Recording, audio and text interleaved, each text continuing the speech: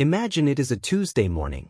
You wake up, shuffle blindly into the bathroom, turn a polished metal handle, and willingly stand under a cascade of purified, temperature-controlled water. Later in the year, you might go on vacation. You will put on a heavily engineered piece of synthetic fabric, walk up to a massive, chemically treated concrete basin filled with millions of gallons of artificial ocean, and deliberately throw your body into it. You will paddle around. You might try a clumsy butterfly stroke. You will mostly try not to get your hair too wet. We consider this entirely normal. It is leisure. It is luxury. It is a staple of modern human existence. But step back for a second and look at yourself through the cold, objective lens of evolutionary biology. You are a bipedal terrestrial ape. You do not have gills. You do not have flippers. You have a top-heavy center of gravity that makes you inherently unstable. Your skin is wildly sensitive to temperature fluctuations. And yet, you actively seek out a dense, suffocating liquid medium that relentlessly tries to kill you. So, when exactly did our ancestors decide to start doing this? If you throw a chimpanzee into a deep lake, it does not invent the backstroke. It panics. It flails. It sinks and it drowns. The evolutionary default for our specific branch of the primate family tree is terrestrial safety. When did early humans look at a terrifying, dark, suffocating body of water and think it was a good idea to jump in? And why are we the only apes that willingly perform this death-defying stunt for fun? The answer to this evolutionary mystery does not involve ancient, idyllic cave paintings of prehistoric swimming pools. It involves a bizarre, almost grotesque deformity hidden deep inside the skulls of Neanderthals. A bony clue that proves our ancestors were not just getting their feet wet. They were surviving an underwater hell. Let us rewind the clock. Picture the Pleistocene epoch. The African savanna stretches out before you, brutal, vast, and completely unforgiving. You are an early hominid. Let us be brutally honest about your physical resume. You are weak. You do not possess the armor of a rhinoceros, the sprinting speed of a cheetah, or the lethal fangs of a leopard. Your primary survival strategy consists of standing upright so you can spot predators from far away, and sweating profusely so you can jog for a really long time without suffering a heat stroke. Water is not your friend. Water is a boundary of absolute terror. To an early human, a fast-moving river is a violent force of nature that will sweep you away and smash your fragile skeleton against submerged rocks. Still water is arguably worse. Still water is where the monsters live. Prehistoric crocodiles. Territorial hippopotamuses. Venomous snakes. Invisible pathogens. Furthermore, your brand-new, cutting-edge bipedal anatomy has cursed you. When animals that walk on all fours, like dogs or horses, fall into deep water, their natural walking motion translates perfectly into a doggy paddle. Their horizontal posture naturally keeps their heads positioned above the surface. They are born swimmers. You, on the other hand, are a vertical creature. When you fall into water, gravity and anatomy conspire against you. Your body wants to stand up. Your heavy, muscular legs drag you downward. Your immediate panic response makes you thrash violently, expelling the precious oxygen from your lungs that was keeping you buoyant. You swallow water. Your airway spasms. You sink like a customized, biological stone. For millions of years, water was the absolute edge of the known universe. The land was dangerous, but the water was a guarantee of death. We stayed away. We drank from the shallow edges, we watched the ripples with deep paranoia, and we retreated to the dirt. So how do we pinpoint the exact era when the terror stopped and the diving began? Fast forward to modern archaeological laboratories, where scientists are meticulously examining the fossilized skulls of Neanderthals and early Homo sapiens excavated from sites in Italy, Iraq, and South Africa. They look deep inside the ear canals of these ancient skulls and find something completely illogical. They find external auditory exostoses. Let me translate that from clinical pathology into plain English.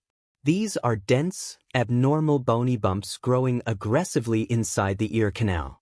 They are painful, they restrict hearing, and they are incredibly specific in their origin. In modern sports medicine, This condition has a very casual, laid-back nickname. Doctors call it surfer's ear. You do not get surfer's ear from bad genetics. You do not get it from old age. You only get it from one very specific, extreme environmental trigger. Repeated, chronic, agonizing exposure to freezing cold water and howling wind. The human body, in a desperate attempt to protect the delicate eardrum from thermal shock, literally commands the skull to grow new bone to block the cold. Why on earth did dozens of Neanderthals and early humans have the exact same bizarre ear deformities as hardcore, modern-day Californian surfers? They were not riding the prehistoric waves. They were not taking casual, refreshing baths. The undeniable presence of these bony growths tells us a dark, undeniable truth. Our ancestors were submerging their heads in freezing, dangerous waters. Over and over and over again. This was not a hobby. This was a daily, brutal routine. Now, the comforting, heavily sanitized assumption is that they were simply trying to wash off the dirt. Or maybe they invented some prehistoric version of Marco Polo to cool down after a long, exhausting day of hunting mammoths. Erase that thought entirely. You do not grow thick, protective bone in your skull from splashing cheerfully in the shallows. You get it from diving. So why risk the paralyzing cold, the unpredictable currents, and the waiting jaws of aquatic predators? The answer is the most powerful, ruthless driving force in all of human history. Desperation. The global climate was undergoing violent, erratic shifts. The lush forests were shrinking into sparse grasslands. The massive terrestrial animals, the easy sources of meat, were becoming harder to track and infinitely harder to kill. Starvation was the default state of human existence. But beneath the freezing surface of the coastal waters and deep rivers lay an untouched, sprawling biological buffet. Shellfish, clams, oysters, dense seaweed. This was an entirely new dietary frontier. And it was not just empty, desperate calories. This aquatic food was absolutely packed with omega-3 fatty acids, iodine, and crucial micronutrients. It was high-octane rocket fuel for the most metabolically expensive, energy-draining organ in the human body, our rapidly expanding brains. We did not enter the water for recreation. We were violently pushed into the water by the sharp, unforgiving edge of starvation. But there is a secondary, far more cynical hypothesis hiding in the fossil record. Think about the prehistoric landscape. When a pack of dire wolves or a saber-toothed cat is hunting you, you are hopelessly outmatched. You cannot outrun them. You cannot outfight them. But if you reach a deep river or a dark lake, you suddenly hold a trump card. You jump in. You sink below the surface. You disappear completely. Water became a sanctuary of last resort. We willingly embraced the absolute terror of drowning simply to escape the absolute certainty of being eaten alive.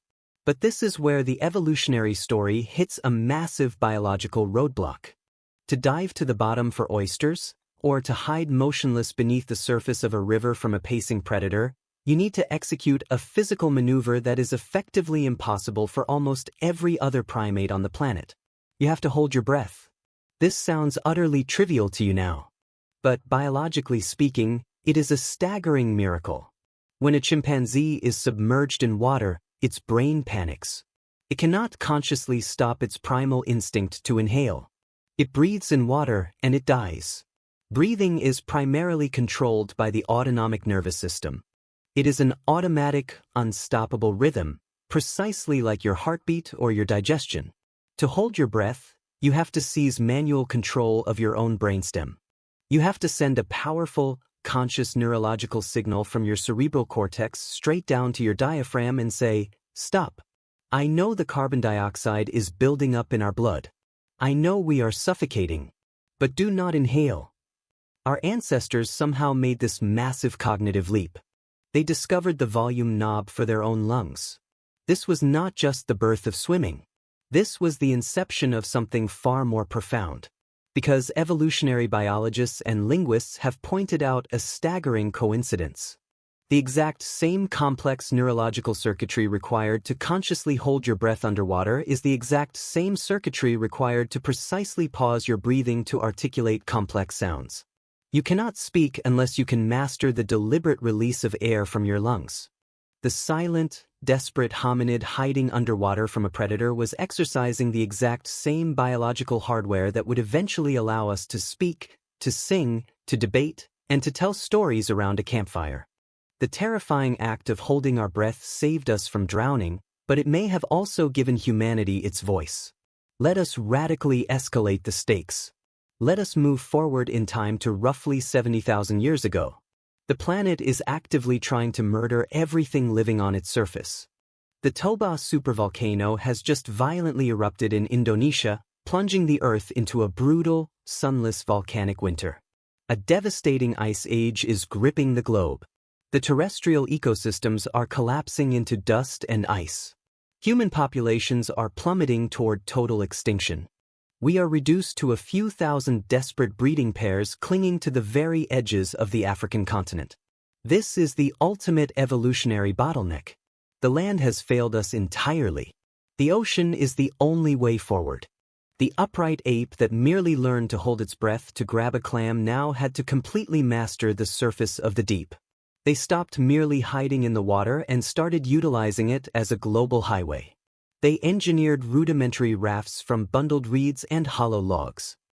But rafts are incredibly fragile. Oceanic storms are violent. Waves flip boats with terrifying ease. To survive the great coastal migration out of Africa, you could not just be a passive passenger. You had to be a swimmer. You had to survive the inevitable capsize. You had to tread water in the pitch black of an ocean storm, coughing up salt water, holding onto a splintered piece of driftwood, absolutely refusing to let the abyssal depths swallow you. They moved relentlessly along the coastlines. They bravely crossed the churning waters of the Red Sea. They island-hopped through the deeply treacherous, unpredictable waters of Southeast Asia. And then they reached the ultimate boss fight of the ancient geographical world, the Wallace Line. This is a profoundly deep oceanic trench violently separating the biological zones of Asia from the continent of Australia.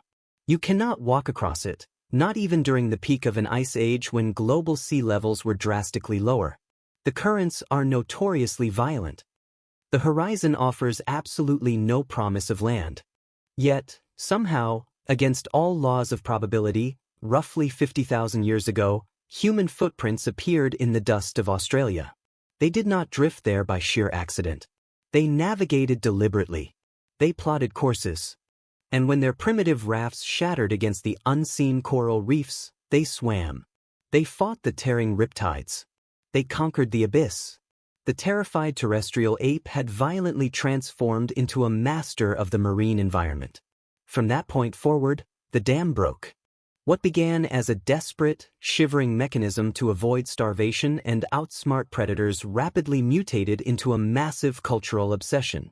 Once we realized we could consistently survive the water, we collectively decided to dominate it. Look back at the ancient world. The Egyptians were painting elegant, fluid depictions of swimmers in the cave of swimmers in the Sahara, back when it was a lush, wet savanna rather than an ocean of sand.